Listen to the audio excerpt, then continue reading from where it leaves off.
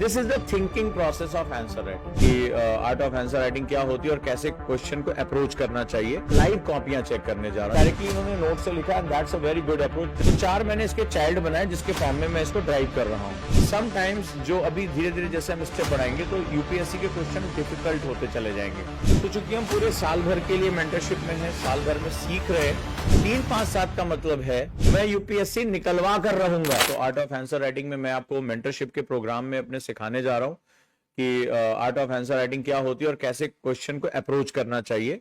और मैं लाइव कॉपियां चेक करने जा रहा हूं, यानी कि मैं आपके सामने ही अपने मेंटरशिप में लाइव कॉपियां चेक कर रहा हूं कि आपकी कॉपी में क्या डिफरेंस है।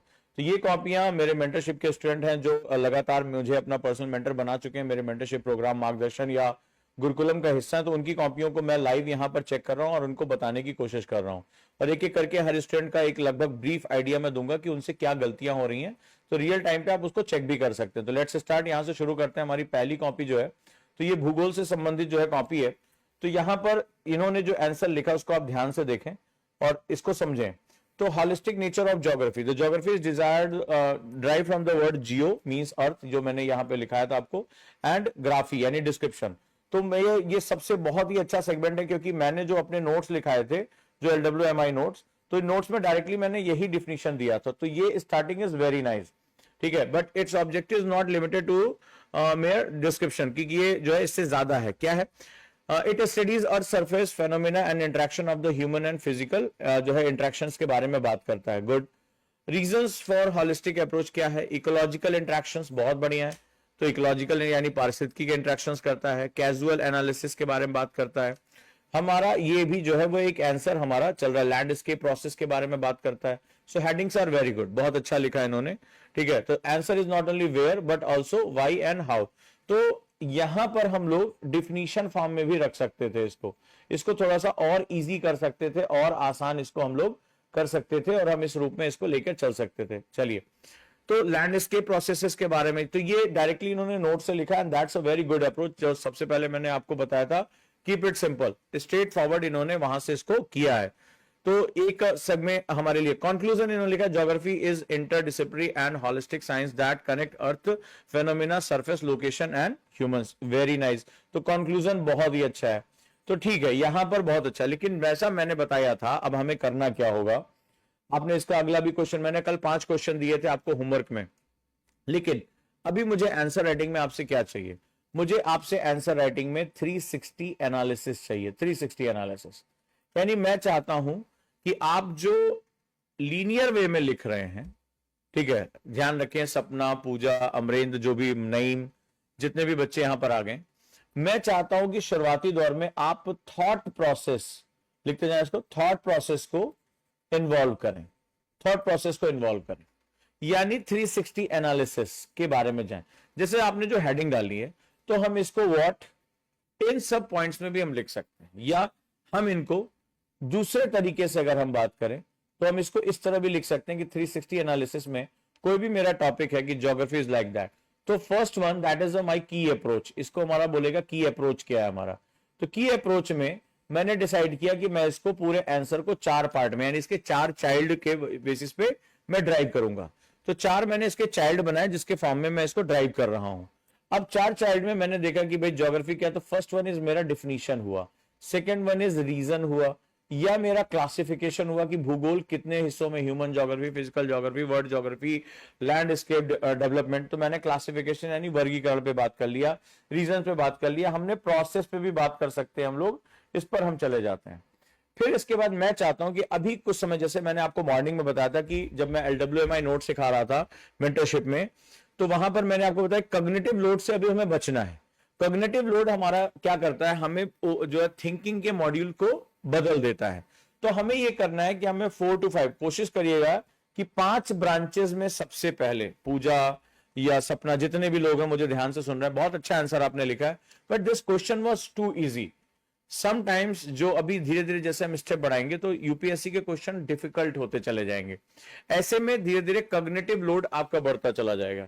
सो चूंकि हम पूरे साल भर के लिए मेंटरशिप में हैं, साल भर में सीख रहे हैं, तो यहां पर हम क्या करेंगे, यहां पर हम धीरे धीरे इसको मल्टी डायमेंशन अप्रोच में लेके चलेंगे। यानी आई विल स्टार्ट 3, मैं यहां पे फिर से देख रहा हूं, लिख लीजिए 3, 5, 7, 3 5 7, 3 ब्रांच यानी 3 चाइल्ड, इसको हम लोग जो बोलते हैं चाइल्ड, ये हमारा ब्रांचेस हो गए, चाइल्ड हो गए।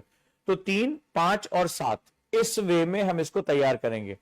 एग्जाम टाइम में आपको इसकी वैल्यू पता चलेगी, जब आप मेंस आंसर राइटिंग करेंगे तब आपको पता चलेगा ये 3 5 7 क्या है। तो 3 5 और 7, तो आप पहले नजर में क्या करेंगे कि मुझे पूरे आंसर को कौन सी 3 ब्रांच या कौन सी 5 ब्रांच में कन्वर्ट करना है। यह बहुत लंबा आंसर है 250 वर्ड का, तो मुझे कौन सी 7 ब्रांच में कन्वर्ट करना है। यानी मैं इसको चाहता हूं कि अगले 90 दिनों के लिए जब हम सीख रहे हैं तो ये ब्रेन स्टॉर्मिंग आइडियाज में कन्वर्ट हो, that convert into brain storming ideas. अब हम क्या करेंगे, तो अब हम यहां पर आ गए 3। अब हमें जो है, जब हम डिफिनीशन में जा रहे हैं या हम रीजंस में जा रहे हैं, सो दिस विल बी 2 और 3, 2 और 3 के अंदर ही हमें इसकी सिबलिंग्स क्रिएट करनी है।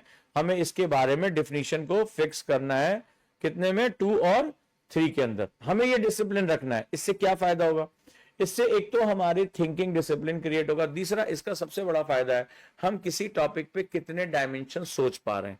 ध्यान ये रहे कि कोई भी चाइल्ड यानी कि कोई भी जो इसमें ब्रांच है वो रिप्लिकेट ना हो, यानी एक ही बात के अलग अलग, वो अलग अलग सेगमेंट होने चाहिए। जैसे मैंने यहां पर पहले ब्रांच को दिखाया डिफिनीशन, जरूरी नहीं कि हर जगह डिफिनीशन हो, you can start with the reasons also. ये हो गया कारण यानी रीजन, ठीक है, तो कारण अलग हो गया। ये क्लासिफिकेशन यानी वर्गीकरण हो गया। इसी तरह हो सकता है ऐतिहासिक घटनाक्रम यानी कि क्रोनोलॉजिकल सीक्वेंस हो सकता है, तो यानी कि ऐतिहासिक रूप से ये कैसे अलग है। तो मैं जब ये 5 ब्रांच रखूंगा, तो मैं या 3 ब्रांच रख रहा हूं या 7 ब्रांच रख रहा हूं, तो ये मेरी रिस्पॉन्सिबिलिटी है कि ये 3 या 5 बिल्कुल पृथक होने चाहिए, बिल्कुल अलग होने चाहिए। क्लियर है। इसी तरह से जब मैं सिबलिंग्स, तो ये मान लो मैंने प्रोसेस को 3 पार्ट में तोड़ा, ठीक है, 3, 2 या 3 याद रखिएगा। तो 2 या 3 में मैं इसको क्या करूंगा, बहुत ध्यान से इसको समझिए, ये तीनों 3 डायमेंशन कवर करने चाहिए, राइट। आगे जरूरत होगी तो हम इसके 2 और चाइल्ड, सिबलिंग्स के भी चाइल्ड क्रिएट करेंगे, but that flow should be maintain for the next 90 days in my answer writing class. तो मैं, जैसे मैंने अभी सबकी कॉपियां मैं देखता जा रहा हूं, यहां तक आप सभी ने लिख लिया, आरती, सपना, अमरेंद्र, सबने बहुत अच्छा आंसर लिखा, but I want to make you to think in a very complex manner, because क्यों, आंसर राइटिंग और एस्से राइटिंग दोनों को मैं मर्ज कर रहा हूं, और दोनों मतलब मैं आपको, जैसे अभी आप, मैं 3 5 7, ये जब एस्से राइटिंग में जाओगे तो ये 12 15 या 17 में कन्वर्ट हो जाएगा। यानी एस्से बहुत बड़े बड़े 1200 वर्ड तक का जाता है, तो ये 12 ब्रांचेस, 15 ब्रांचेस, 17 ब्रांचेस में कन्वर्ट होगा। सो मैं एस्से राइटिंग और आंसर राइटिंग दोनों को एक ही अलाइन में लेकर चल रहा हूं, तो हम आगे जो काम करेंगे हम इसी वे में चलेंगे।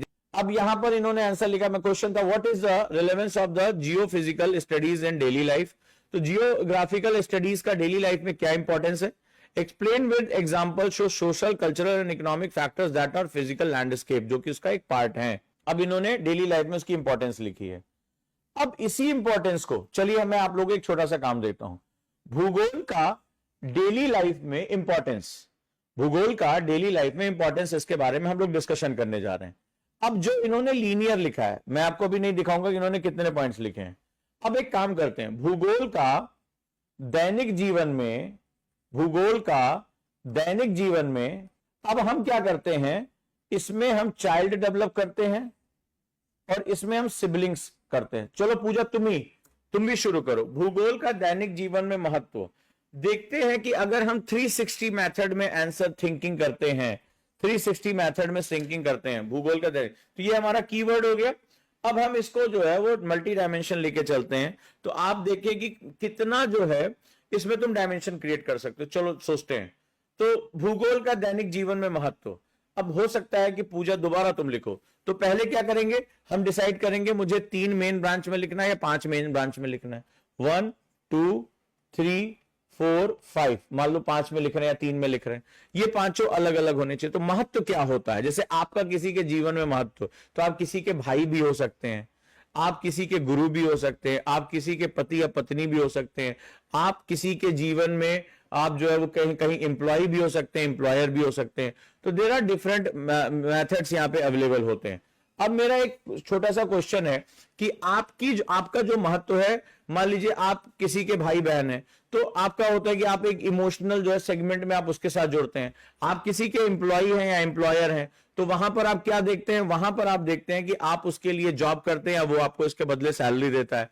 इसी तरह से अगला जो सेगमेंट हमारा इंपॉर्टेंट होता है वो ये होता है कि आप किसी के लिए क्या जो भूमिका अदा कर पा रहे हैं, क्या चीजें जो है आप कर पा रहे हैं। तो आप देख रहे हैं कि सबकी लाइफ में आपकी अलग अलग, वो आप किसी के पालक हैं, किसी का आप स्कूल का खर्चा उठा रहे हैं, किसी से आप पैसे मांग रहे हैं, किसी के आप पुत्र या पुत्री हैं तो पढ़ाई के लिए पैसे मांग रहे हैं। तो जैसे आपका रोल सभी के जीवन में अलग अलग है, वैसे ही भूमिका शब्द को, इंपॉर्टेंट शब्द को आपको समझना पड़ेगा। तो ज्योग्राफी में बहुत बढ़िया, शाबाश। जो सबसे पहले मैं कुसुम से चाहूंगा, कुसुम नहीं समझ में आया फिर पूछो मेरे से, कोई घबराने वाली बात नहीं है, कोई भी घबराने वाली बात नहीं है। आप बार बार उसको पूछोगे, मैं आपको बार बार बताता रहूंगा। फॉर एग्जाम्पल हम यहां पर गए, हमने जो है इन दैट केस 360 एनालिसिस किया, इंपॉर्टेंस पे हम बात कर रहे हैं। अब importance in case of this, in case of this, in case of basic हम इकोनॉमिक्स में इसको क्या कर सकते हैं, इन केस ऑफ हमारी हिस्ट्री से क्या संबंध है। एक मेंस का क्वेश्चन आया था 3-4 साल पहले कि जो भूगोल होता है वो हमारे प्राचीन भारत के इतिहास को गवर्न करता है, उसको परिभाषित करता है। ठीक है, इसी तरीके से हम और जो इकोनॉमिक एक्टिविटी के साथ जा सकते हैं, ह्यूमन ज्योग्राफी में हम जा सकते हैं, कहां कहां क्या इंपॉर्टेंस है। तो फिर हम जब इकोनॉमिक में जाएंगे तो मिनरल्स, अब हमारा क्या हो गया, ये जो इकोनॉमिक यानी आर्थिक जो हम बात कर रहे हैं इसके इंपॉर्टेंस को लेकर भूगोल में, तो ये हो गया तुम्हारा चाइल्ड, याद रखो इसको, कि इसकी ब्रांच हो गई या चाइल्ड हो गया, शाखा हो गई, जैसे पेड़ की शाखाएं। तो फिर मुख्य शाखा के साथ छोटी छोटी टहनियां होती हैं। तो हम इकोनॉमिक्स में मान लो हमने 3 कहा, तो मिनरल्स यानी कि खनिज हो गया पहला इकोनॉमिक में। फिर आज हमने डिस्कस किया था कि भाई इंडस्ट्री, कहां पर हमारा उद्योग लगेगा, कहां पर हमारी सिटीज डेवलप होंगी, या हम इकोनॉमिक्स में और भी देख सकते हैं कहां पर हमारी मृदा होगी जिस पर हम एग्रीकल्चर कर पाएंगे, एग्रीकल्चर हो गया हमारा। तो हम ये 3 हमने सिबलिंग इस पे क्रिएट किया। कुसुम बताओ समझ में आ रहा है। इसी तरह इतिहास में गए तो प्राचीन समय में दर्रों से होते हुए, ठीक है, इसके बाद व्यापार मार्ग होते थे हमारे, आज ही हमने मगध के बारे में बात की, व्यापार मार्ग हमारा होता था, दर्रे होते थे तो आक्रमण यहां से होते थे। इसी प्रकार जैसे पानीपत या तमाम युद्ध के मैदान। आज की यूपीएससी की तैयारी में मेंटरशिप यानी पर्सनल मेंटरशिप बहुत जरूरी है। मैं कैसे पढ़ता हूं, मेरा टाइम टेबल क्या है, मुझे रिवीजन कब करना है, रोज कुछ ना कुछ प्रॉब्लम आती है, कौन देगा सॉल्यूशन? आपका मेंटर। मैं निकलवा कर रहूंगा आपका यूपीएससी। आप मुझे बनाइए अपना पर्सनल मेंटर, जहां पर ये सारी चीजें टाइम टेबल से लेकर हर चीज, चाहे वो प्रीलिम्स कैसे निकालना है, मेंस की आंसर राइटिंग क्या होगी, कैसे रिवीजन करना है, कैसे करंट अफेयर्स तैयार करना है, और अपना रिपोर्ट कार्ड तैयार करिए। मेंटर असिस्टेंट का फायदा उठाइए, अपने आप को डिसिप्लिन करिए। अगर आप जानना चाहते हैं कि पर्सनल मेंटरशिप क्या है और कैसे आपको ये सफलता की तरफ लेकर जा सकता है, तो देर मत करिए, दिए गए नंबर पर कॉल करिए और अधिक जानकारी देना शुरू करिए। समझ में आ रहा है? तो this is the thinking process of answer writing. तो सुबह बताया था कॉग्निटिव लोड हमें नहीं बढ़ाना है, क्योंकि मैं अपने प्रोग्राम में आपको एनएलपी बेस सिखाने की कोशिश कर रहा हूं। सिर्फ एक क्वेश्चन दे दिया, उसका पीडीएफ दे दिया, कल दिया तो था सबको पीडीएफ, कई लोगों ने कहा हमने देख देख के लिख लिया। तो पूरे दुनिया में, पूरे भारत में ही मेंटरशिप के नाम पर यही हो रहा है, कोई सिखा नहीं रहा है कि ब्रेन को कैसे सीखें। तो आप मुझे बताओ, क्या एग्जाम में आपको पीडीएफ ले जाने देंगे? क्या आप आंसर जो रट के जाओगे वही एग्जाम में आएगा? कोई गारंटी है? वहां तो बहुत नए तरह के प्रश्न आते हैं। तो ऐसी कंडीशन में जब आप इस चीज को सीखोगे तो आगे होगा। अब जैसे मान लो मानव भूगोल की बात करें कुसुम, तो क्या होगा यहां पर, जल्दी बताओ। अब देखो, सोचोगे, बहुत अच्छा आंसर लिखोगे, टेंशन ना लो। उजांग सर ने एकदम कर दिया कि मैंने उंगली पकड़ ली है मेरी, मैं यूपीएससी निकलवा कर रहूंगा। बोल दिया तो बोल दिया, टेंशन नहीं लेने का। तो मानव भूगोल में मानव क्या काम करता है? मानव का एक सांस्कृतिक भूगोल होता है, कल्चरल ज्योग्राफी होता है। ग्रामीण भूगोल होता है उसका, ग्रामीण अधिवास हो गया, शहरी, इसी प्रकार की उसकी आर्थिक गतिविधियां, इसी प्रकार मानव पर्यावरण संबंध। भूगोल ही पर्यावरण को भी प्रभावित करता है। पर्यावरण में जलवायु, आज सुबह क्या सिखाया था? अनुकूलता, एडेप्टेशन। अब कई लोगों को अचानक से याद आ रहा होगा, याद आ रहा है? तो अब सवाल यह है कि जब हम इसको बात कर रहे हैं तो जब हमें ये लिखते समय क्यों नहीं याद आ रहा है? तभी तो आज बहुत रिलैक्स हो, लेकिन जब हम बहुत प्रेशर में ये काम करेंगे तो हमें ये याद नहीं आएगा। मैं आपको यही सिखाने की कोशिश कर रहा हूं, आपका दिमाग। अच्छा मुझे एक बात बताओ कुसुम, या बाकी जितने भी स्टूडेंट हैं, सपना, ज्योति, अगर मेरे सामने ये सारे पॉइंट लिखे हैं कि भूगोल का आर्थिक भूगोल से संबंध है, ऐतिहासिक से इतिहास से संबंध है, मानव भूगोल से संबंध है, पर्यावरण से संबंध है, अब मान लो तुम्हारे सामने ये पॉइंट है, क्या तुम इसको देखकर एक लाइन में जैसे लिखा तथा भूगोल हमारे लिए बहुत महत्वपूर्ण है, भूगोल में जो है आर्थिक भूगोल के अंतर्गत खनिजों की जानकारी पता चलती है, हमें जो है वो तमाम तरह की मृदाओं के बारे में, हमें कृषि के बारे में, शहरों के बारे में, हमें जो है वो क्या होता है पता चलता है, उद्योग हमारे कहां पनपेंगे इसके बारे में पता चलता है। अब मुझे बताओ, अगर मेरे पास ये पॉइंट्स हैं, ये इसको बोलते हैं कीवर्ड्स, क्या बोलते हैं, कीवर्ड्स, जो अभी यूपीएससी के चेयरमैन ने कहा, मैंने हमेशा कहा यूपीएससी की कॉपी कीवर्ड्स पे चेक की जाती है, यानी आपके आंसर में ये वर्ड्स होने चाहिए, वो किसी भी रूप में लिखे जाएं, पहले लिखे जाएं, बाद में लिखे जाएं। अब मैंने क्या किया, मैंने एक थॉट प्रोसेस जनरेट किया। आप लोग जहां मेंटरशिप में जुड़ते हैं जब कहीं भी, तो वहां वही पीडीएफ, इसीलिए कल मैंने पीडीएफ दिया था, क्वेश्चन दिया था, आंसर दिया था, मैं ये दिखाना चाहता था वो और ओरिजिनल थॉट प्रोसेस में क्या डिफरेंस होता है। तो अब हम लोग जो अगले 90 डेज, इसको लिख लो, 90 डेज हम लीनियर वे में आंसर नहीं लिखेंगे। हमें क्या करना है, अपना कॉग्निटिव लोड कम करना है। जिसको नहीं पता वो मेरी सुबह की क्लास देखे, आपको पता है कि मैं ज्योग्राफी फ्री पढ़ा रहा हूं, फ्री। मेरे औजांक आईएएस के जितने भी बच्चे हैं वहां पर ओपनली मैं सबको ट्रेनिंग दे रहा हूं, पढ़ा नहीं रहा हूं, ट्रेनिंग दे रहा हूं। एक सब्जेक्ट कैसे पढ़ते हैं, टॉपिक भी पढ़ा रहा हूं, उसके क्वेश्चन भी करा रहा हूं, आंसर राइटिंग भी करा रहा हूं, परफेक्टली रेडी होना है। यही मेरी मेंटरशिप कार्यक्रम का सबसे इंपॉर्टेंट हिस्सा है। और जो मेरे मेंटरशिप के स्टूडेंट है वो आंसर राइटिंग भी कर रहे हैं और वो टेस्ट भी दे रहे हैं कंप्लीट, जिसे कहते हैं ना एंड लास्ट, वो मेरा टॉपिक, मैं उसका मास्टर होना चाहता हूं, मुझे उसका मास्टर होना है। और हर, जैसे आज मैंने नोट्स बनाना सिखाया, LWMI नोट्स कैसे, तो ये एक ऐसा प्रोग्राम है जो वाकई में 1 साल के अंदर आपको सुपर स्टूडेंट में कन्वर्ट कर देगा, और वो भरोसा है। तो 90 डेज अब हमें इसी तरीके से कीवर्ड्स के बाद अब हमें सोचना है। मान लो मेरे पास केवल 3 ब्रांच है, so I will decide which one is the best one, कि हम यहां और यहां 3 कौन से सबसे टॉप पे रखें, या 5 रखना है तो कौन से हम ब्रांच के जिसके आगे हम सिबलिंग्स क्रिएट कर सकें, तो वो हम चीज यहां पर करते हैं। 0 to हीरो के बच्चों को भी सबको कल पीडीएफ सभी के लिए फ्री थी, सब कुछ है, ऐप आप नहीं देखोगे कोई फायदा नहीं होगा। सुबह से लगभग हम 150 बच्चों को कॉल करके बता चुके हैं कि क्लास चल रही है, और आश्चर्यजनक है ज्यादातर लोगों ने फोन नहीं उठाया। कई लोगों ने कहा साहब हमें पता ही नहीं था ओजांग सर जो है वो पढ़ा रहे। बताइए, आप अपना बैच नहीं देखते हैं। इसीलिए मैं कह रहा हूं, अगर जिंदा रहना है, लड़ाई लड़नी है, तो मेंटरशिप बहुत जरूरी है। आप सोचिए, आपको मैं पढ़ा रहा हूं और मैं कॉल करा रहा हूं, 3 हमारा स्टाफ लगा हुआ है, हाँ भैया क्लास देख लो। यही पर्सनल केयर आज की जरूरत है। आप देखो, ये पूजा ने लिखा, पूजा ने ये 4 पॉइंट, हमने कितने पॉइंट जनरेट किए, हमने कितने पॉइंट जनरेट किए, राइट। अब इससे क्या हुआ, पूजा ने लिखा, ये पॉइंट्स लिखे यहां पे, ऐसी बात नहीं है, बहुत अच्छा लिखा है, क्योंकि आंसर इसने उठा डायरेक्टली जो मैंने पढ़ा है लिखा, दैट्स द बेस्ट वे। हम ज्यादा पॉइंट इसलिए क्योंकि एग्जाम में जब आप जाओगे तो आपको एग्जैक्टली नोट्स याद नहीं रहेगा, नोट्स का केवल 40 से 50% हिस्सा याद रहेगा। तो हम अपने, क्यों मैं ये काम करा रहा हूं, तो ये जैसे नोट्स में हमने ये पॉइंट्स लिखे हैं, अब हमें इसका हार्डली 40 to 50%, बहुत प्रेशर में एग्जाम देना होता है। तो ऐसी कंडीशन में क्या होगा, 40 to 50% हमें केवल याद रह जाएगा और हम वहां पर आउटपुट नहीं निकाल पाएंगे। क्लियर है, हम आउटपुट नहीं निकाल पाएंगे। तो इसीलिए मैं आपके दिमाग को रीवायर कर रहा हूं कि आप सोचें और अच्छे से परफॉर्म करें। तो मेंटरशिप के स्टूडेंट को पता होता है कि ये सारी कॉपियां मेरे तक कैसे आती हैं, मैं कैसे चेक करता हूं, ठीक है। अब देखिए इनका अगला क्वेश्चन है, अलिनो वाला क्वेश्चन है, मानसून। अब आपको दोबारा लिखना है सारा। अब जैसे और भी स्टूडेंट है, जैसे अब ये देखिए ज्योति राय 2026, ये हमारी मेंटरशिप की स्टूडेंट है।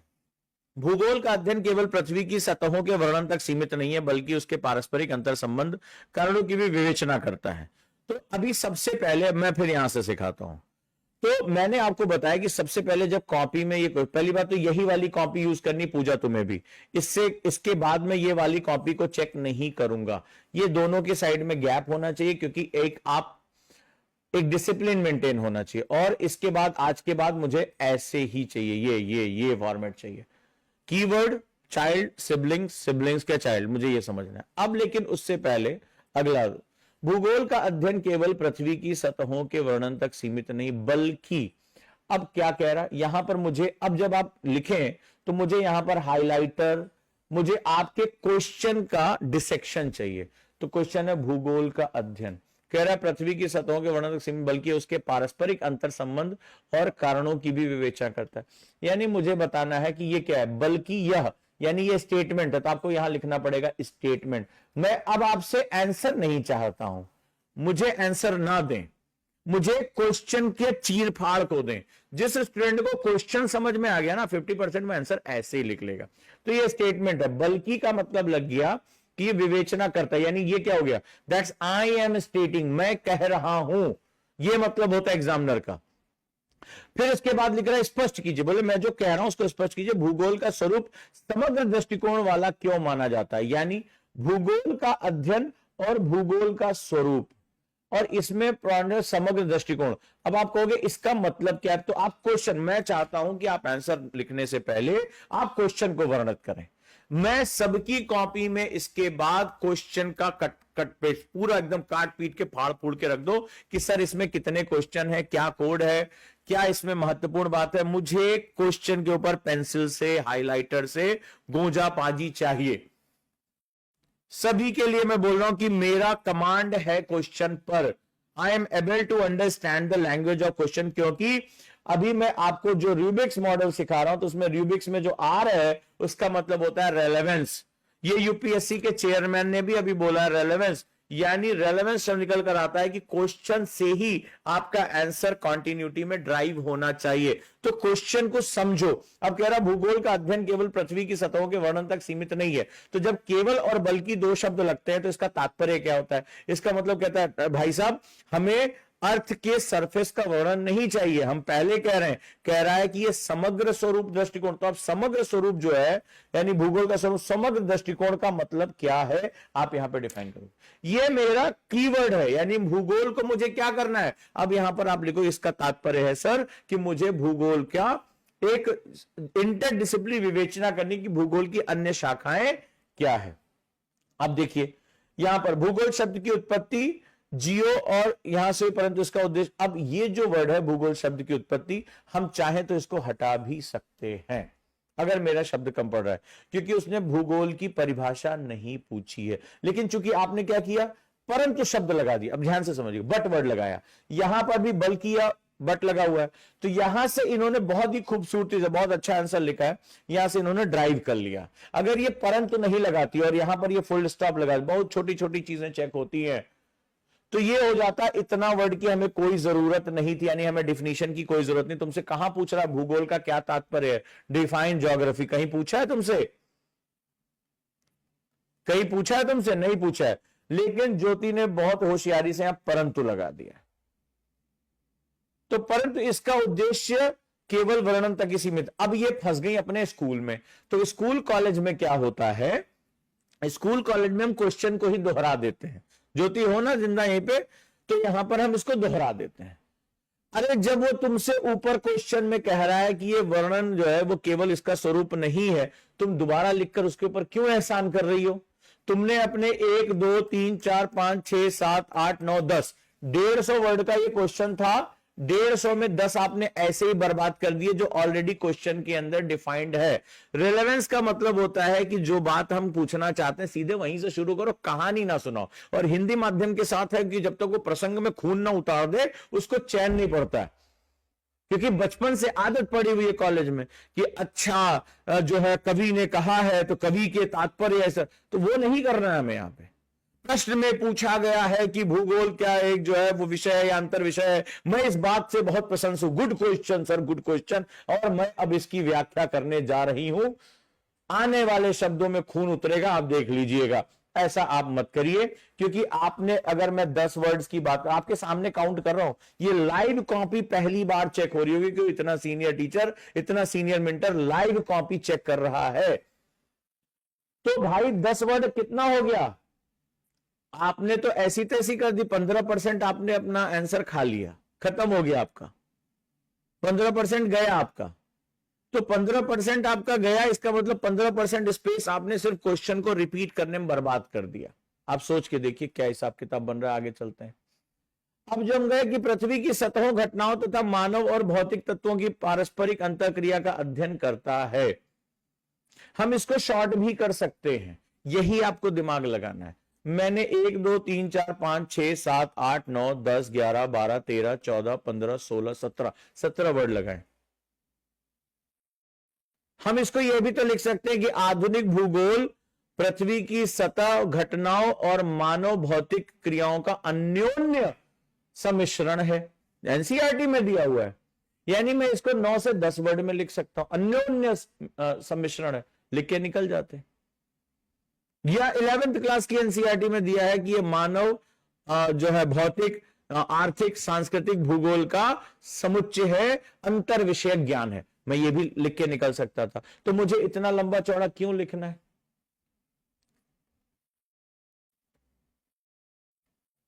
इतना चौड़ा क्यों लिखना है? अब इन्होंने लिखा समग्र दृष्टिकोण के कारण मुझे इसकी कोई जरूरत नहीं है। आप ये क्यों लिख रही हैं बार बार?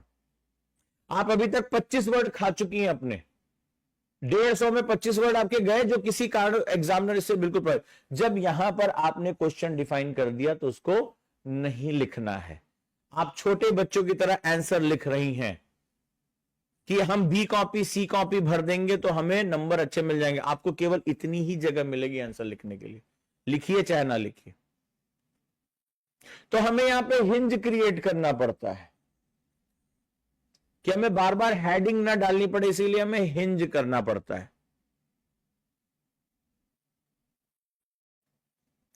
क्लियर? और जब हम हिंज क्रिएट करते हैं तो बार बार हेडिंग्स नहीं देते हैं, अंडरलाइन करना, जगह छोड़ना नहीं है आपके पास। मान लीजिए आपका ये एंड पॉइंट होता तो आप उपसंहार कैसे लिखती? तो आपने तो ये स्पेस बर्बाद कर दी ना। ये अच्छी प्रैक्टिस नहीं मानी जाती, मैच्योर। ये देखते ही कॉपी समझ जाएगा ये कोई बहुत इमेच्योर सा स्टूडेंट है, ये बात याद रखिएगा। तो अभी इसीलिए कह रहा हूं क्योंकि आप क्या है, एक तो आप अपने अतीत की यादों में, सालों से आप ग्रेजुएशन में प्रैक्टिस करके आए हुए हैं, तो अभी आपसे इसीलिए कह रहा हूं कॉग्निटिव लोड नहीं यूज करना है, कॉग्निटिव लोड नहीं यूज करना है। 360 एनालिसिस में आपको चलना है, 360 एनालिसिस में आपको पढ़ाई करनी है। क्लियर है? 360 एनालिसिस में और भी कॉपियां मैं धीरे धीरे चेक करता रहूंगा, इसमें बताता रहूंगा, क्योंकि इन कॉपियों में मैंने आगे भी सबका देखा। ठीक है, ये देखिए जैसे मैं आगे भी जाता हूं तो मैंने आगे भी सबका देखा है, तो यही हाल है। तीतर के दो आगे देखिए, आगे भी अगर मैं कॉपियां देखूंगा, क्योंकि वो हैबिट से जुड़े, ये आंसर राइटिंग नहीं है, हैबिट राइटिंग है। तो आप बार बार लगभग जैसे ये है, तो ये बार बार जो है लगातार इसी तरह संजीवनी का आंसर है ये। ठीक है, तो जैसे संजीवनी भी लिख रहे हैं, ठीक है, बहुत बढ़िया इनका पॉइंट। अब इन्होंने छोटे छोटे पॉइंट्स यूज किए, दैट्स अ गुड, ये पॉइंट ठीक है। अगर आप थोड़ा सा मास्टर हो चुके हैं 360 में, आप ये पॉइंट्स यूज कर सकते हैं। बट लॉन्गर सेंटेंस को मैं अवॉइड करने के लिए बोलूंगा, जितने भी हमारे स्टूडेंट हैं, जब तक कि आप थिंकिंग में प्रो नहीं हो जाते। मान लो सुमित हो गए, तो सुमित ने भी ये चीज लिखी है, तो अब जैसे इन्होंने भी geography drive from the Jio earth and geography description follow. अब ये वाकई में इस क्वेश्चन की रिक्वायरमेंट है नहीं, ये बिना रिक्वायरमेंट के यहां पर ज्ञान दिया जा रहा है। ये बात समझने की कोशिश करिए। और हमें नहीं समझ में आ रहा है कि हम अपने 15 वर्ड्स यहां पर फूंक चुके हैं, 150 वर्ड का टोटल आंसर है, तो हम ऑलरेडी जो है वो काफी कुछ नुकसान पहुंचा रहे हैं। 8% 10% हम चीजें जो है वो खराब कर रहे हैं। हमें क्या करना होगा, आज से 360 एनालिसिस पे हमें मास्टर, और इस चीज को कम से कम 90 डेज तक ये प्रैक्टिस करनी है। ठीक है, 90 डेज तक। तो इस तरीके से हमें आगे अपनी चीजों को करना है। Be the part of this mentorship. And आप लोग जानना चाहते हो तो 8750711100 इस नंबर पे कॉल कर लीजिए। 8750711133 इस नंबर पे कॉल कर लीजिए।